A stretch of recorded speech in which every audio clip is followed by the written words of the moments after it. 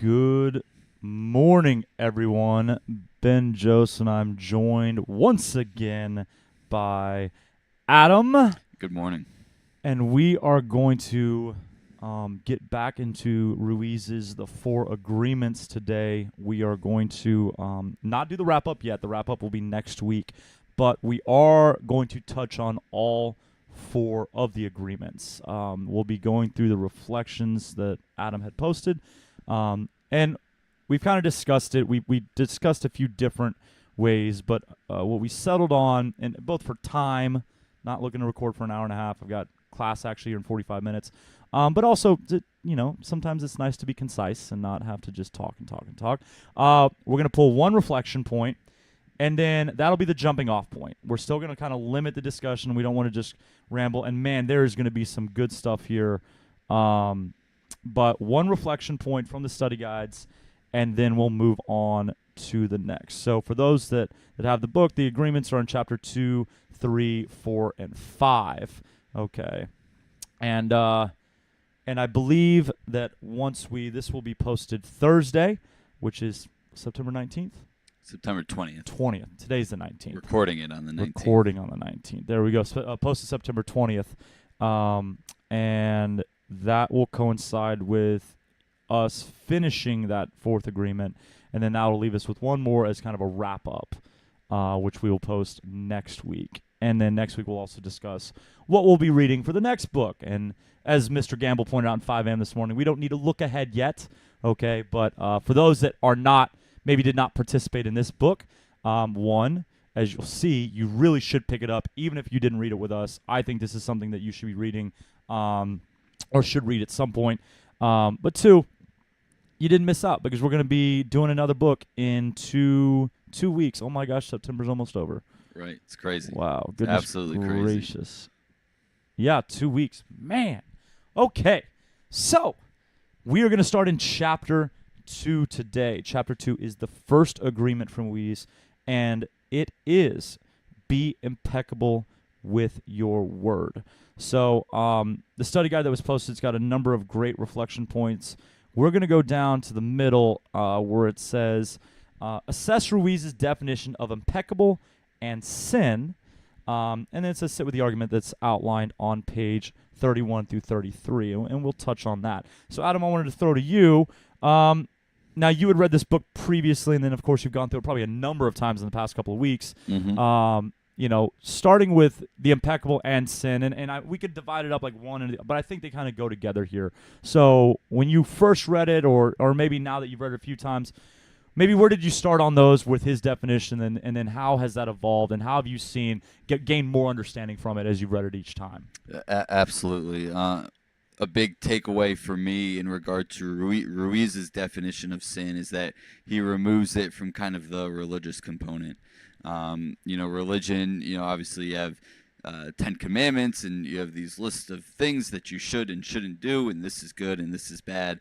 And Ruiz distills it down into sin as just being rejection of yourself. And so if you're impeccable with your word, impeccable meaning without sin, impeccable, being impeccable with your word is not doing something that would go against yourself. So being impeccable with your word is essentially being true to yourself, loving yourself and expressing that love in interactions with others. He says it on the top of page 32, being impeccable with your word is not using the word against yourself. If I see you in the street and I call you stupid, it appears that I'm using the word against you, but really I'm using my word against myself, because you're going to hate me for this, and your hating me is not good for me. Aside from just saying that, like, we shouldn't be mean to others in the street with our word, but this was a big takeaway for me. It's just that notion of being true to ourselves with our word, and what does that mean?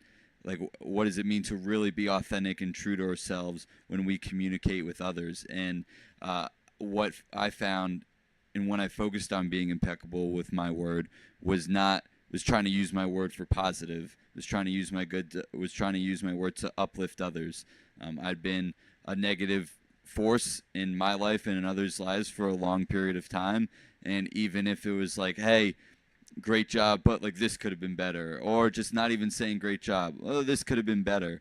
And what someone's demeanor changes into when there's that negative communication versus that positive communication was really big. So I found myself just being like a much more positive person, and how this affected me was one of my core values became like really being a positive person for others to be around. Like, how do I affect them? Like with what I say every day, and like the notion of the word and being true to ourselves, and being impeccable with it, not using it against ourselves, not using it against others, using it as a force for positivity and to uplift others. That was a huge takeaway and a huge change that I made in my life after reading this. Yeah, I completely agree. It's pretty fascinating because we are one of the agreements that society makes us, kind of forces upon us, is this idea of selfishness and unselfishness. And oftentimes, as it's framed by society, an unselfish act is something where you suffer. You make a sacrifice. You basically forego something on your end in order for someone else to benefit. But I don't know that that's true, because if you were to read this, to be impeccable with your word, to me it almost goes more to Buddhist teaching, or really there's so much noise. And what is Ruiz refers to that as the what mitote? How do you mitote? What do you, mitote? I called it my tote. I don't Okay. know. It's probably an incorrect pronunciation. Sure. But he refers to that, and it's somewhere in here. I think it's chapter 2, the marketplace with all the noise, and you have all these small agreements, and they don't all agree with each other, and so there's conflict, and basically what that is to me is we pick up agreements throughout our life in different places, and we don't always reconcile them with the other agreements that we have. And so if we learn something in our 20s, we then program that in, but then we had something from our teens that it might conflict with slightly, so then there can be noise on our own head. I think selfishness and unselfishness can be one of those things, because when we are, in my opinion, and it is my feeling that I am my happiest when I am operating very, very in a very similar fashion to what he describes, where I am what I would call like one with the world. I am doing my best to not bring negativity to myself or to others. I am making sure that I'm what I would call being true to myself. Mm-hmm. And I think sometimes we forget to look at that, because we become so convinced that we have to serve others. And service, again, back to that sacrifice. And I take all this really personally, and we'll get to that agreement, because I also know that psychologically, I mean, as I've mentioned, I go to therapy, and one of my things is I feel that I don't have worth unless I'm doing something for you. And that sounds great, right? Sounds great. So I'm going to be of great service to you, and like I'm going to take care of you and all this stuff. But I'm going to let myself, my what I need, I'm never going to re-energize. I'm never going to recharge. And so to be truly impeccable with my word, I actually would not be being true to myself in that fashion, because I'm not taking care of myself. And in the long run, I'm not going to be able to take care of you, not going to be able to help. Does this make sense? I know we're getting kind of beating around the bush here, but it's fascinating to me, because as you're speaking, it just keeps resonating with me that not using your word against yourself. So me not using my word against myself, I have to be 100% confident in the way that I'm operating in order to be of the best use of my energy in this world, in this life. Yeah, he talks about the energies, right? Energies of your word, energy that's created when we are impeccable with our word, or energy that is not created when we're not impeccable with our word. Being impeccable with your word is the correct use of your energy. It means to use your energy in the direction of truth and love for yourself.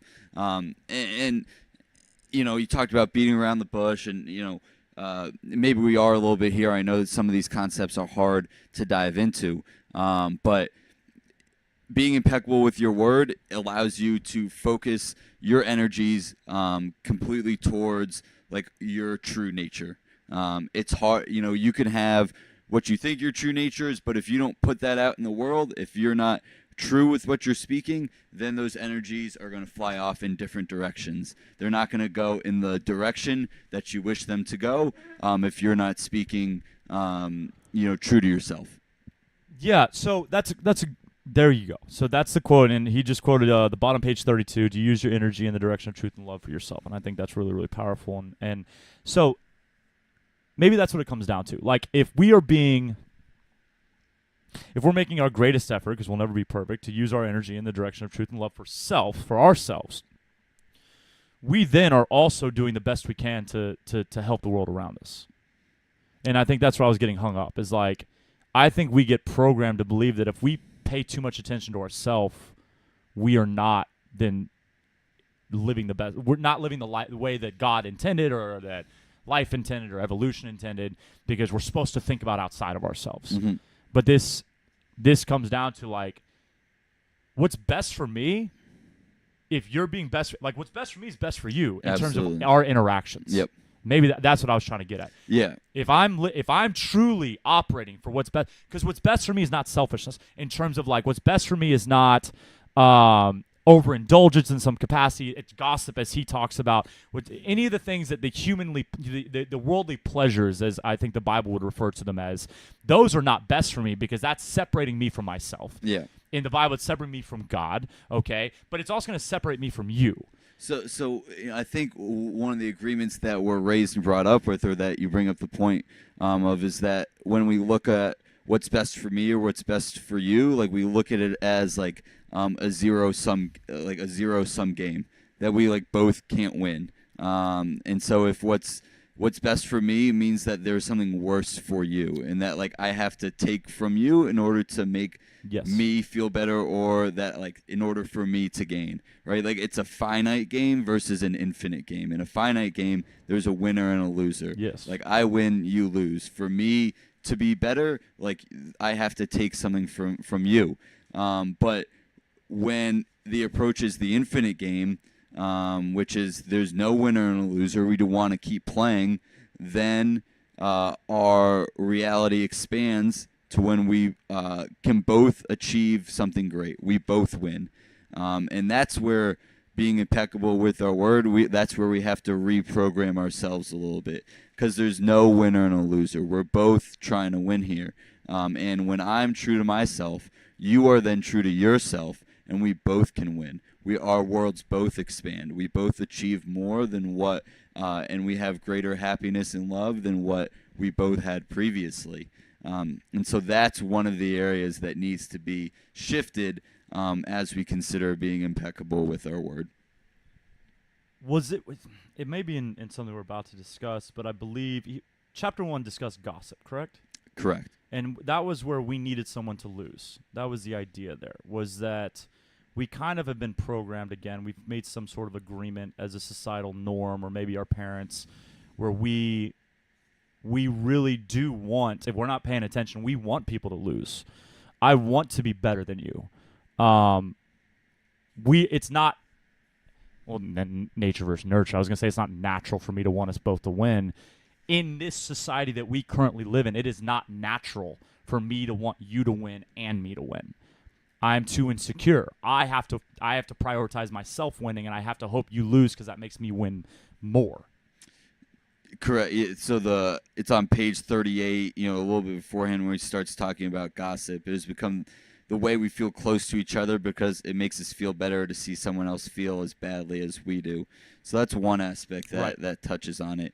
Like you said, the winning and the losing aspect of gossip. I think that it's something that I've really tried to work on, and we're definitely getting into, because one of these agreements, actually our next one, don't take anything personally. Man, we're gonna that's the story of my life right there. So maybe we bump this back, but something that's resonated with me over this last year is that let's keep it real simple. We know the gym.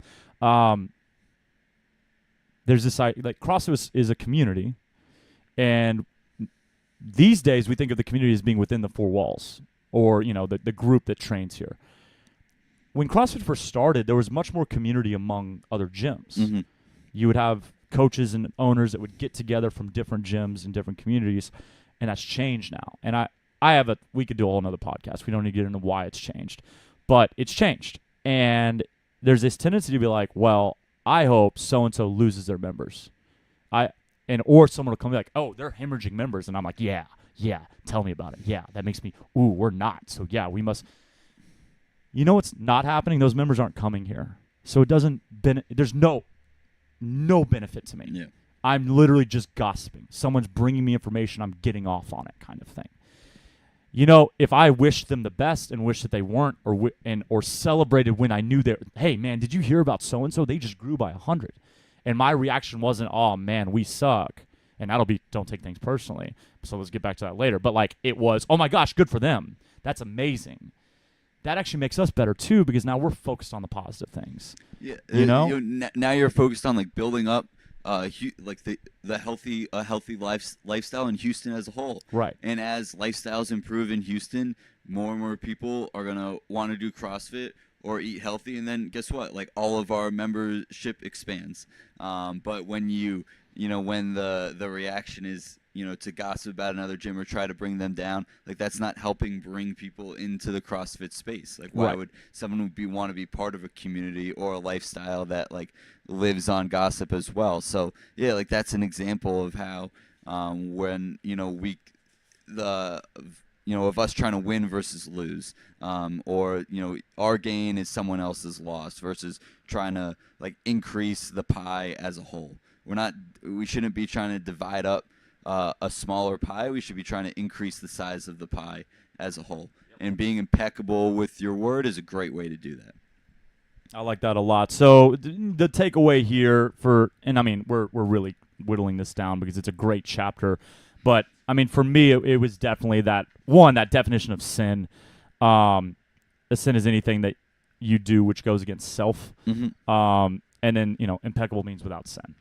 And for me, that's something that I think I could put that in my journal every day and unpack it a different way every single day. It's something, like, easy to wrap your head around, right? Yeah. And it's easy, but it's not, because you have to look at yourself and be like, am I being true to myself? Like, it's very easy to look at an objective standard and just be like, did I meet this or did I not? Right. Like, no, but you could meet that standard and not be true to yourself, and you're gonna have that, like, deep sinking feeling in your gut at the end of the day that, like, I wasn't true to myself. And so, like, yeah, it's that reflection piece that we talked about last time. You really got to look deep in and be like, was I true to myself in this action? No, like, okay, great. But when you're not true to yourself and you reflect on it, you can be like, all right, well, now I can be better. Let's focus on being better the next time. So I want to go on record and say this will be a mistake because this will be a deep end. So we talked about sin being separated from religion in this case. Okay. We both talked about kind of being raised religious. You're Jewish. I was raised as a Christian, and so, like, obviously sin comes up quite a bit. And 10 Commandments, and we could really stay there. I think an easy one, because I mean I was going to go into lust, but people get a little uncomfortable with lust. Basically, I was like, the belief when you're raised in religious text is don't break the rule. A sin is a rule. Don't break the rule. Not you would be better not breaking that rule. Like, you would you would be a better person. And even though that's what it does mean, and, like, if you go through the Bible without a scholar, like without a teacher teaching it to you, and you, like, are able to interpret it, it actually is like, hey, you know the reason not to murder? Screw the dead guy. Yeah, it's unfortunate the guy's dead, but it's because you then are going to be just riddled with guilt. You're going to be separated from God. You're going to be separated from yourself. Why not lust after your neighbor's wife? Because it's not going to put you in a healthy place. Yeah, it's also bad for them, but, like, it's not going to put. And so when you take the religion out of it, and again, you can put the religion right back in, everybody. So calm down, all right?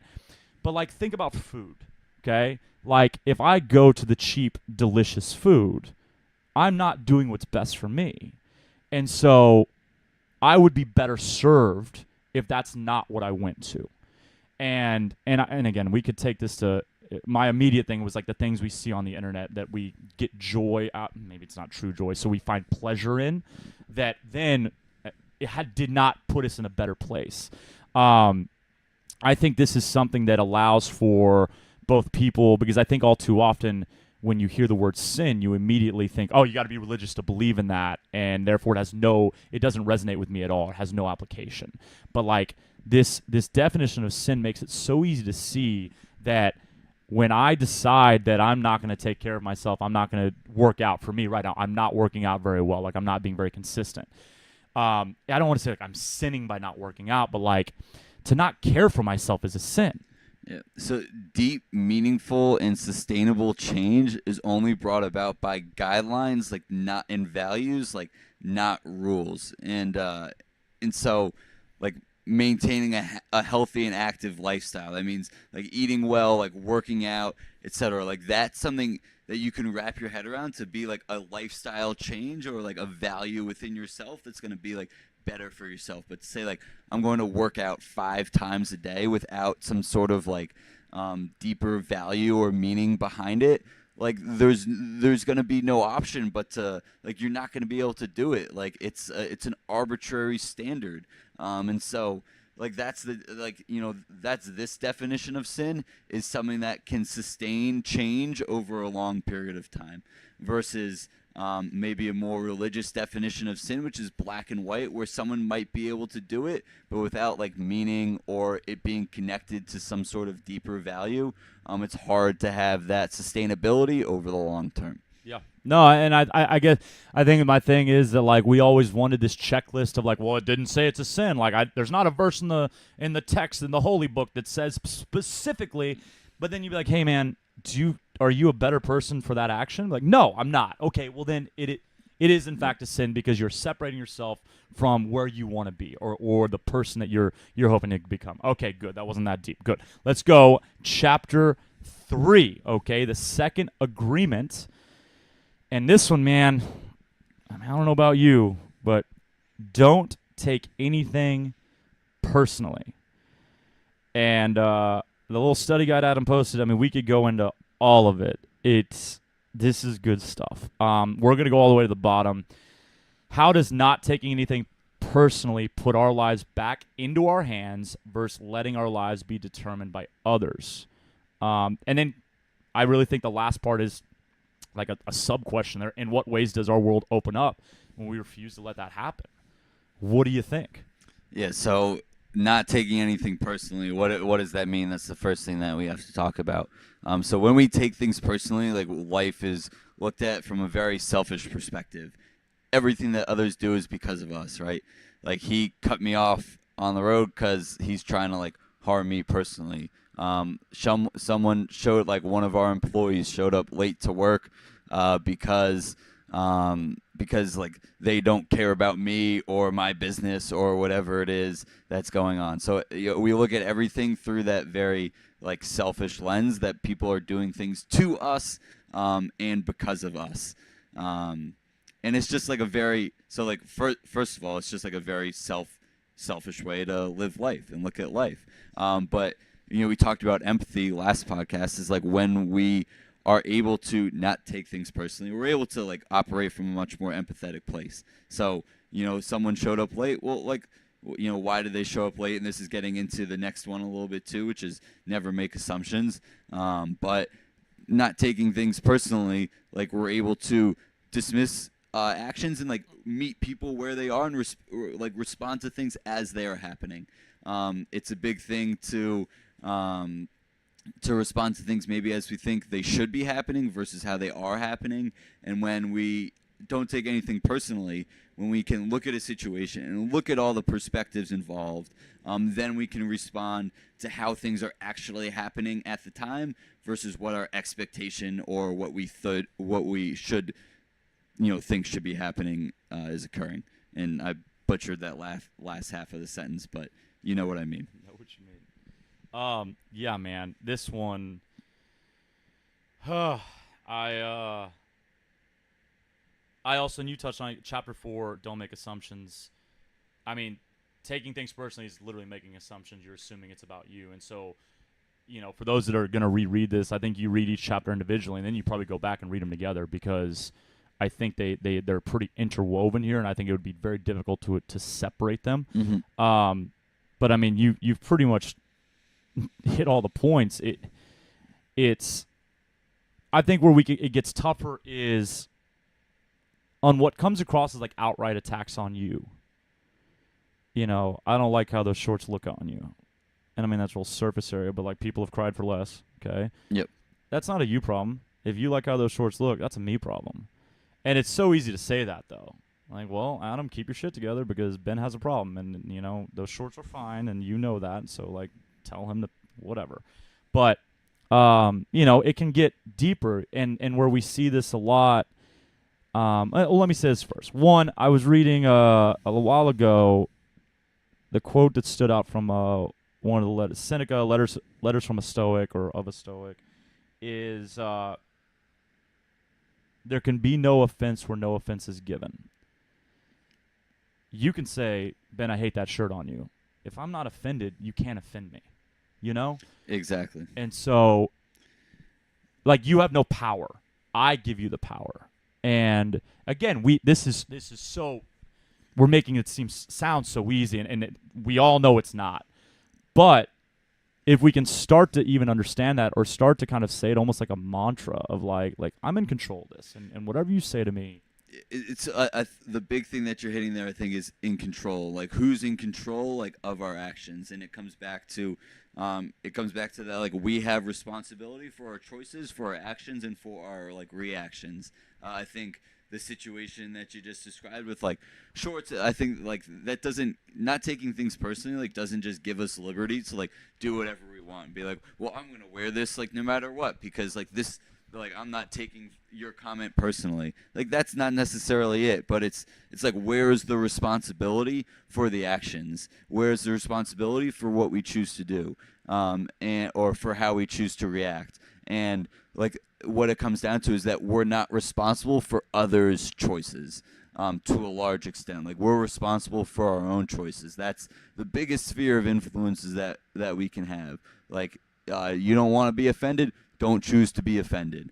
That's what that Seneca quote comes down to, and, like, that's where our locus of control is. It's like, it's within ourselves. We have responsibility for our actions, and how we present ourselves to the world. And this is not to say, because, you know, when I first read it, it's like, okay, so if someone ever disagrees with me, I shouldn't take it personally. But that doesn't mean I can't grow from it, or I can't take the message of what they're saying, like the constructive part of what they're saying, and use it.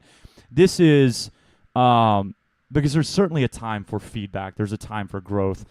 For me, what I see this is, we used to have when I started Black Wolf, you know, we had a nice little group of people that followed from another gym that I had opened, and a lot of them were great people. But if you notice, there's only 45 came with me. There's only, I think, 5 left over the last 3 years.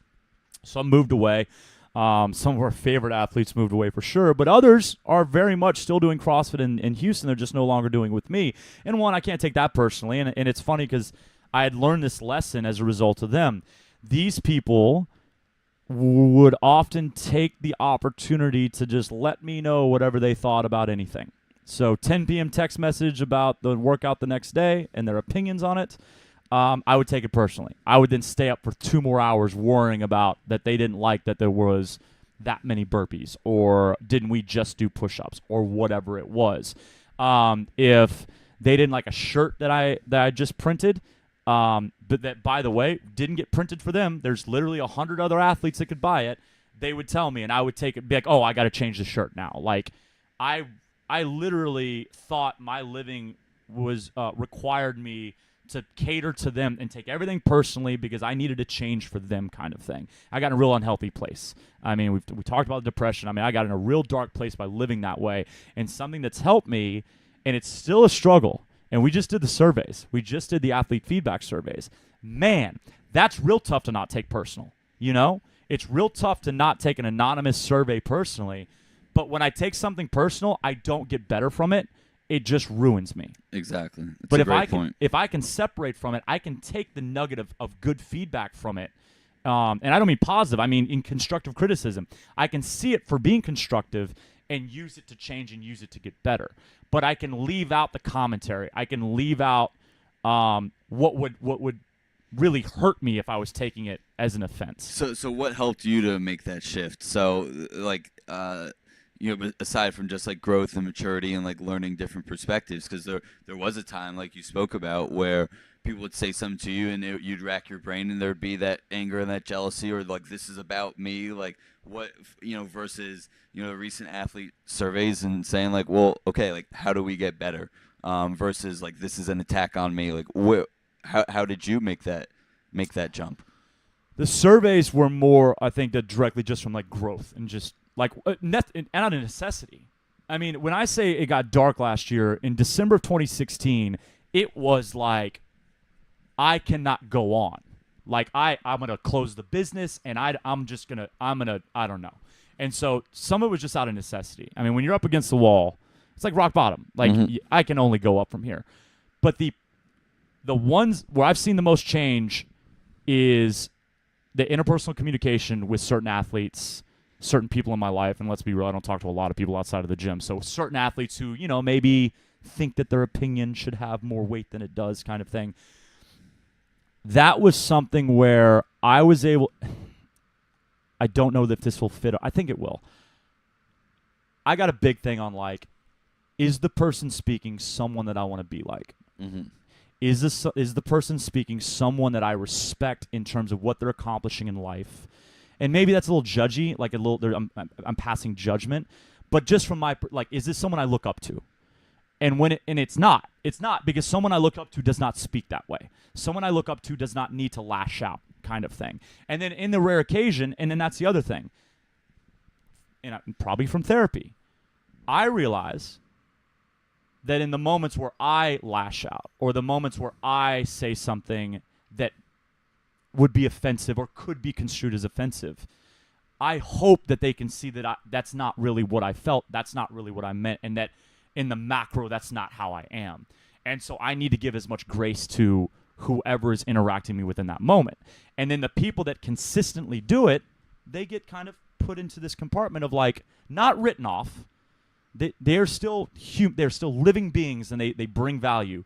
But there's some people that because they always pop off or because they always bring a certain degree of like potentially offensive content to the conversation, then we know that when they speak, it has to go through the filter of I'm not going to let this rock me. Yeah, I'm going to interject real quick, and then I think we might have to move on to the next agreement. But what I hear you saying is that what I think I hear you saying, and correct me if I'm wrong, is that like there's some like credibility here with like who's speaking, and a big shift for me and a quote that helped me was like the "Man in the Arena" quote by Teddy Roosevelt. Credit goes to the man in the arena. Like, if you're not in this with me, like, it's really hard. Like, it should be hard for me to like give credit to like your opinion or your criticism. Like, if you're not, giving the same effort, like in this with me, like why should I really care about your opinion? If like there's not some investment on your side of this, then it's just like criticism for criticism's sake. And so like maybe there was that it sounds like there was some of that shift in you too, where you started giving like lending like credence to some people's opinions more than others because like they were in it with you a little bit more. Yeah, and I mean, what's the Instagram stuff that passed around? Like, don't judge someone's chapter 20 like it's chapter 2 or whatever we're saying out there. Like, you don't know what someone's been through, and I think that gets played up a little bit too much. But I think you're spot on with that. That like. In terms of the business, taking things personally, like, you don't know what it's like sleeping on the floor in here. Okay, I wake up with freaking bug bites every morning. You don't know what it's like not having a quiet place to go. You don't know what it's like not paying rent. You don't know what it's like having members cancel for bullshit reasons. You don't know any of that, but you want to come in and tell me my shirt's ugly. Yeah. Like, no. You don't know, and that's not your fault either. It's my fault for giving you that power. Like, that people are gonna be people. Yep. It is our responsibility. So I agree. We have to move on. I also want people to understand, like, this applies to family too. With our athletes, especially Nutrition Challenge right now, you know who the number one downfall for people is? They're like their significant other and their comments and their parents and their comments. Like, we have to make sure, like, even people that should be able to speak to our innermost selves, they might not have that right anymore. If they have not been productive to you, if they have not been helpful, if they have not had your interest, then you need to be aware that you have to apply this. Don't take it personally, even to the people that are closest to you, because they sometimes are the ones that. My relationship last year, man, that was where my most pain came from. The person that was supposed to love me the most, that's where my most pain came from, because they would say stuff, and I thought that it's like putting you past the filter person. I shouldn't have to filter you because you're the one I love. Well, that's not true, because I can still be hurt and I can still be offended, and I need to be able to say this person's not bringing that value, and therefore I need to make sure that filters up or that guards up. Yeah. And maybe later we discuss, like, is there ever a situation where someone has that innermost access, or do we always have to be kind of on our, like, offense filter kind of thing? I don't know. All right. You're right. Moving on. Chapter 4. I mean, Jesus, not like we're not going to get tied down here. Don't make assumptions. Right. Man, this is everybody. This is, I mean, don't take things personally. That's everybody too. This one is everybody. And so on this one, first of all, as you said, we should define. So, Adam, what does it mean, don't make assumptions? What does it mean to not make it? That's a hell of a question. What it means to not make assumptions is to make sure that we have, like, clarity with what something actually is. That, like, we're dealing with reality, not with dealing with what we think someone said, or what we think someone did, but dealing with reality. Someone this morning asked me what I thought about something, and I didn't know what they were talking about. It could have been easy for me to, like, act like I believed what I knew what they were saying, but I sought to clarify instead. And so, like, that's what it's seeking to clarify, to make sure that you have, like, a really accurate understanding, or at least, like, the best possible understanding that you could have about what someone said, like why they said it, et cetera, et cetera. I like that. It's interesting because I want to ask now, like, do you think these traits could potentially be the result of, like, primal characteristics that were at one time very useful to us because it protected us? Like, if you're living in a cave, you have no technology, you got sticks to defend yourself, you have to make some assumptions. You have to take things personally. Like, if someone acts a certain way, you don't have time to be, because the threat is death. The threat is not like, oh, gossip. Like, the threat was like, you die. Like, if someone's not a good alliance and they're acting weird, you need to make an assumption because you don't have time to work things out. And now that we've evolved, or we've grown, or civilized, which is not the great thing we think it is, like, now that we have comforts. Yeah, like, if someone's, like, trying to break into your house, you, like, don't make assumptions. Well, like, what if they're just lost, or, right, or drunk, and, like, the assumption is, like, this, like, I have to protect my family. He's trying to break into my house. Like, I'm gonna do what's necessary there. Right. So, like, yeah, some of it might have evolved from that. From that aspect, but like now we're in a talked place. I mean, but we talk about, get back to nutrition challenge.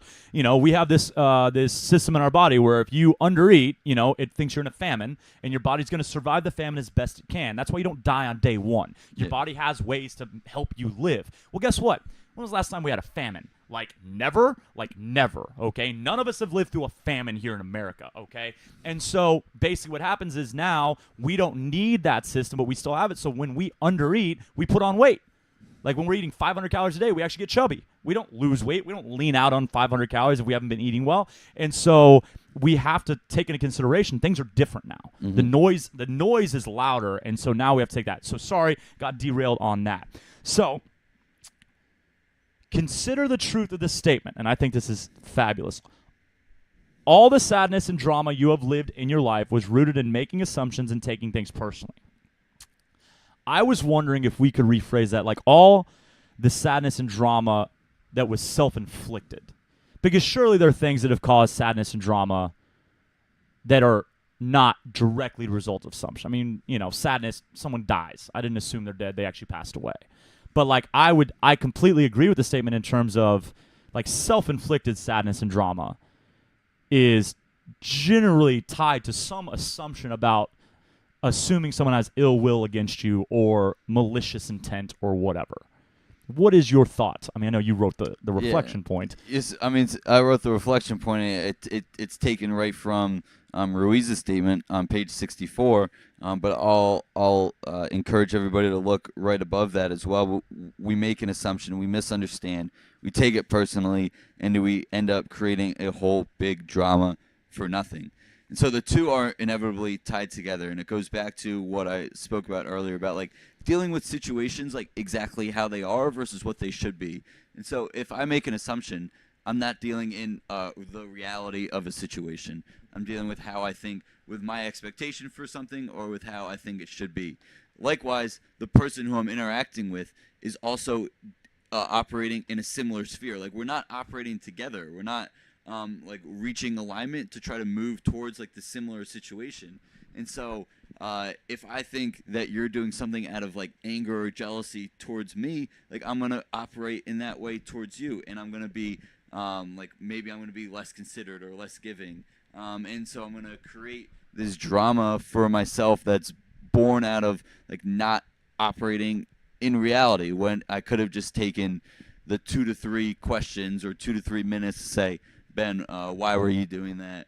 Okay, great, you were doing it because you were actually trying to help me, or you were doing it because like you had some insecurities about yourself, like whatever it might be, whatever the reality of the situation is. Like life is always better when we can respond to how things are in the moment. Like this is tying into like a little bit of like mindfulness, right? Like you have to sit around and actually look at how things are versus how we think they should be. And I know I've talked about that a lot today. So, I mean, you already went there, but so why are we afraid to ask for clarification? Why is it so, like you told the story, someone asked you a question, you didn't know exactly what they were referring to, so you said, "What are you referring to?" That's not normal. It's not human nature nowadays. Like it's more like you jump to the like, "Oh, well, obviously you're talking about this." Why have we grown to fear, "Hey, I didn't understand. Hey, I feel like why did you choose to do this?" Or I feel like you're doing this because like why are we so afraid almost in every way to ask another human being for clarification on whatever? Yeah, I don't have a great answer to that question, honestly. Like, it's something that I struggle with, like myself, a lot. Is like making assumptions and like not asking for clarification. Because sometimes it can be like, so like a little bit. I think it is like somewhat uncomfortable. Like it is uncomfortable to be like, hey, I didn't understand you. Like we're afraid we might look stupid or whatever it might be.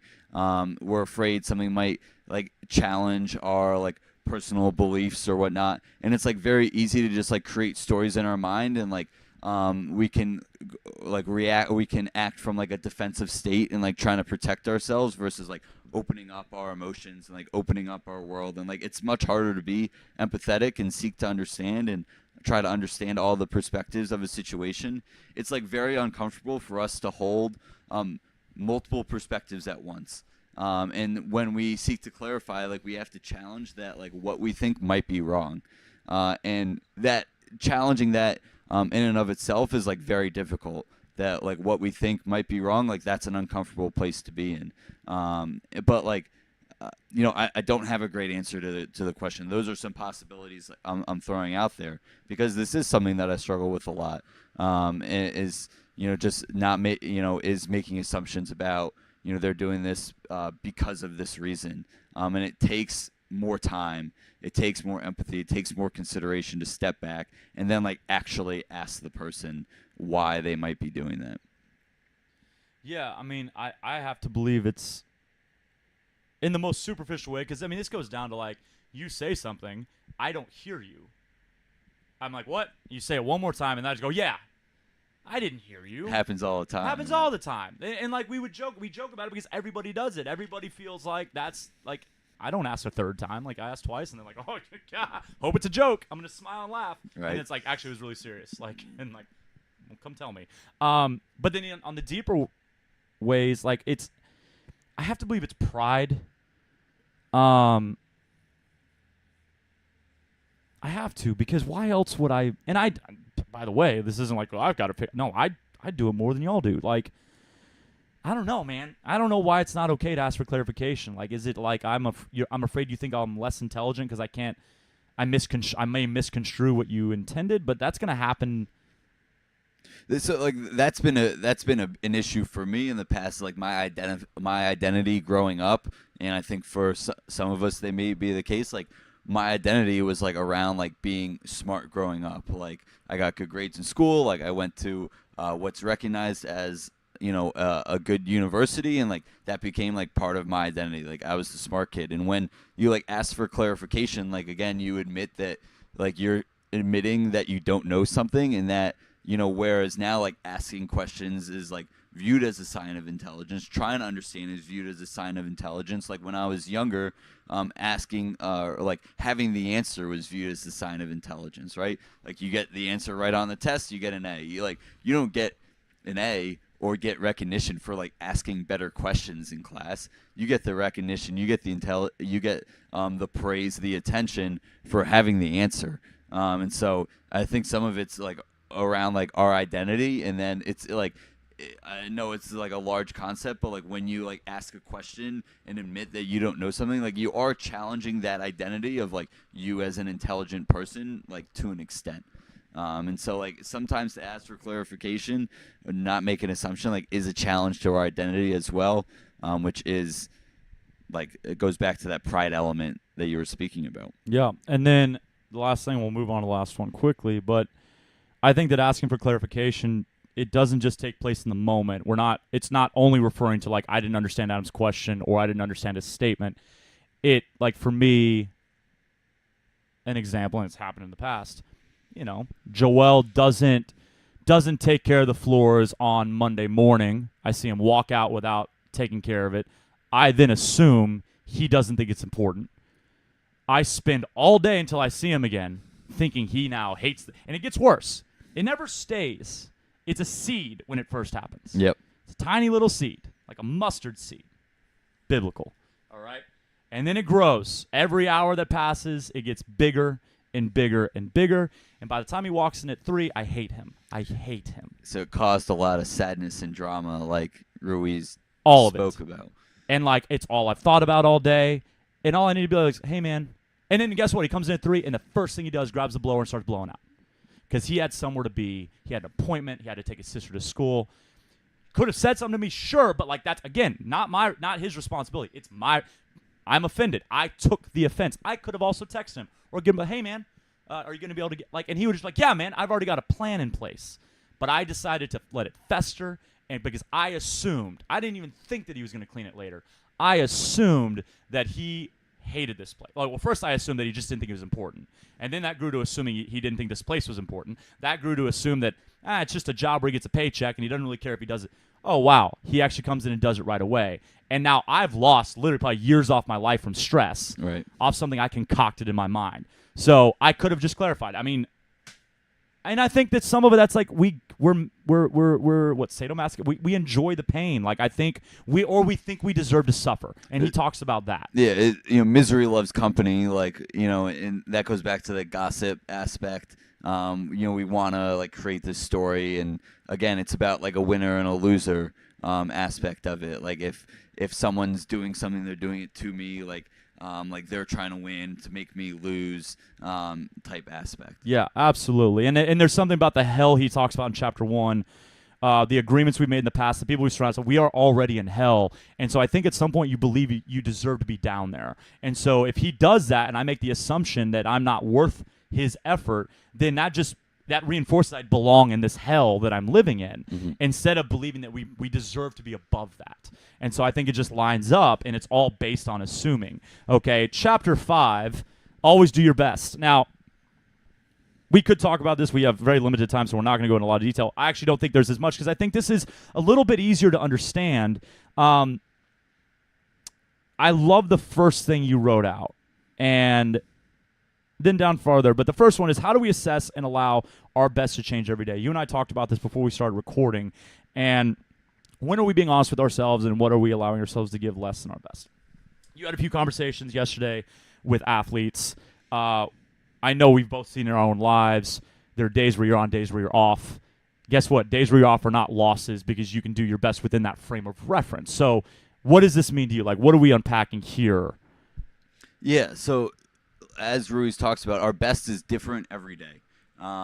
Physically, like we're not able to lift 250 or whatever our 1 rep max is like every day, and this is something that's scientifically proven. Our 1 rep max can fluctuate percentage wise, every single day, and so when we give our best. The goal is to give our best, like based on those circumstances, based on the sleep, based on what we ate, based on like how we're feeling. And I think it's really easy to then. This is something that's like really tough to hold to. It's easy to beat ourselves up for like thinking that we gave less than our best, and like that's why it's important to always give our best, right? Like you physically can't do anything more. Like the most that you can possibly give to any day, to any other person, like is your best. Like full presence and attention, full effort. Like that's what the best means to me. But like what I struggle with is like when am I like cutting myself too much slack, and like when am I not actually like giving my best. It's real easy to say like, oh well, I was tired today, so I'm gonna take it like a little bit easy, and like maybe we should take it easy, but like when are we giving our best and when are we not, like given those circumstances, and like that's a hard line to walk, and that's something that I struggle with. What is it? Was it enough? Like is it my best? And I think the really simple question to be is like, I think you can honestly like deep down ask like, did I give my best? Like as soon as you're like mitigating or tailoring or being like I'm going to take it a little bit easy, like that's probably not your best. But if the weight just didn't go up today, the weight just didn't go up. Like did you give it everything you have? Were you full focused? Like did you give it your full effort? Like if you did, then like answer the question and like look at yourself honestly and be like, yeah, I gave it my best, and like that's all I can ask for today. Right. I completely agree. I think what I was reminded of, and what I've worked on, because man, when I'm working, when I'm getting stuff done, like there's no greater high. And so then on the days where I just can't get there, I can't knock the tasks out, it kills me. And I feel like a failure. Absolutely. Bit, right? All this guilt, and then that leads to these episodes of depression, where I basically just take myself completely out of commission. And it reminds me back to someone we've quoted, which, by the way, got a few of our athletes to start listening to an audiobook, but Jordan Peterson. He was talking one time about like goal setting. He's like, people aim up here. He's like, aim low. He goes, that doesn't mean what people think. People think that means like don't aim. Yeah. He's like, low is still up. He's like, but people aim up here and then they don't get there. And so on the days where you're on, ride the wave. But the days you're not, I've got this thing where like, let's do one thing. And I've heard an exercise too. Hey, you know what you need to do? Jog for 5 minutes. If you're a better runner, run for 1 mile. Because what happens is maybe it's just 1 mile, or maybe you feel it and you go for 3. And so like just start. And then if that day all I get done is that one task, awesome, you got one thing done. But you know what might happen? I might get in the groove, and now it's 2 tasks, 3 tasks, or whatever. And the same with showing up. Just get in the door. And if you don't feel it, go through the motions, get the sweat. But then if you do feel it, open it up and go full bore. But like, I think we take ourselves out ahead of time because we're like, I don't feel good today. You wake up like, I'm tired. And then that puts you behind because you're like, I can't do that because I'm tired. Okay, don't stress about that. Pick one thing. Where's the low-hanging fruit? Let's take that, because generally, if we have the right mindset of like, I'm going to do my best, even if it's not as good as my very best has ever been, then I'm going to take that one piece of fruit, take it, and that led me to the second branch, and that led me to the third branch. Maybe on my best day, I got to the 10th branch up, and today I only got to the 3rd. But you know what? That's better than nothing, And so I do think it's a lot of self-judgment that takes us out of this, because I think a lot of times we're like, all I'm going to be able to do is reach for that first piece, and you don't even do that because you're like, man, that's embarrassing. Yeah, you think that like that's like you said, it's embarrassing. Like that can't be good enough. Like we have to achieve perfection, or like our absolute best, or whatever our highest expectation is every single time. And that's just not realistic. And like you talked about, like some days achieving 3 rungs up the ladder is great. Some days it's 10.